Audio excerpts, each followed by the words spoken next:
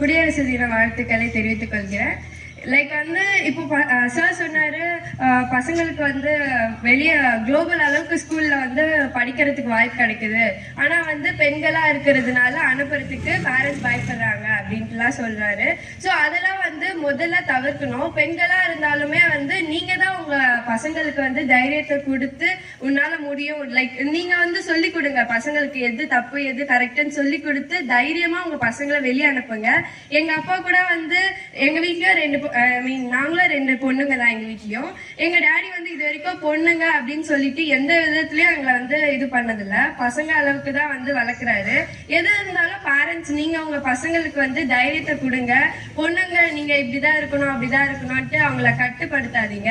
நானும் வந்து வெளியே ஹாஸ்டல்ல எல்லாம் தங்கி 11th 12th எல்லாம் படிச்சிருக்கேன். ஸோ என்னால முடிய சொல்ல உங்களால ஏன் முடியாது, உங்க பசங்களால ஏன் முடியாது? உங்களோட பசங்க வளர்ச்சிக்கு வந்து வெளியே போய் படிக்கணும்னா தயவு செஞ்சு பசங்களை வெளியே அனுப்புங்க. பொண்ணுங்களே இருக்கட்டும் சரி, பாய்ஸா இருக்கட்டும் சரி, எல்லாரையும் வெளியே அனுப்பி நல்லா படிங்க. அதே மாதிரி ஸ்டூடெண்ட்ஸா வந்து அப்பா அம்மா சொல்ற பேச்சை கேட்டு டீச்சர்ஸ் சொல்ற பேச்சை கேட்டு நல்லா ஒழுக்கமா நடந்துக்கோங்க. அதே மாதிரி இப்போ வந்து இங்க ஒரு 10 பேர் வந்து பேசியிருக்காங்க ஸ்டேஜ்ல.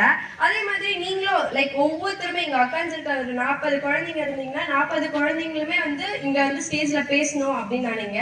பயப்படாதீங்க. ஃபர்ஸ்ட் உங்களோட தோல்விக்கு உங்க தோல்விக்கு முதல் காரணமே பயம் தான். அது மட்டும் போயிடுச்சுனாவே வந்து உங்க வாழ்க்கையில எப்பவுமே வெற்றி மட்டும்தான். சோ எந்த ஒரு விஷயத்துக்குமே பயப்படாதீங்க, தைரியமா பண்ணுங்க. தெரியலைன்னா தெரிஞ்சவங்க கிட்ட இருந்து கேட்டு கத்துக்கோங்க.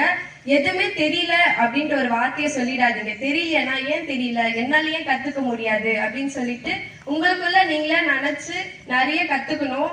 அது இல்லாம வந்து டீச்சர்ஸ் நிறைய பேர் இருக்காங்க, சார்லாம் இருக்காரு. ஸோ சாருக்குலாம் வந்து 22 வருஷம் எக்ஸ்பீரியன்ஸ் அப்படின்னு சொல்லியிருக்காரு. ஸோ அவர்கிட்ட எல்லாம் நிறைய தெரிஞ்சிருக்கும் சாருக்கு. அதே மாதிரி தினமும் நியூஸ் தான் படிக்கிறீங்கன்னு சொல்லி சார் சொல்லியிருந்தாரு. ரொம்ப நல்ல விஷயம். அதை வந்து இந்த ஸ்கூல் விட்டு போயிட்டு ஹை ஸ்கூல் போயும் அதை வந்து கடைப்பிடிக்காம விட்டுறாதீங்க.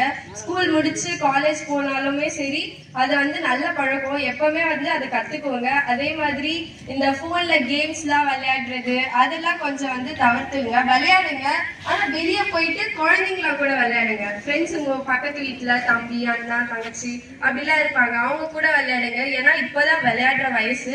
ஸோ அப்படி நல்லா வீட்லயே இருந்து இது பண்ணாம வெளியே போய் விளையாடி நிறைய கத்துக்கோங்க. தேங்க்யூ.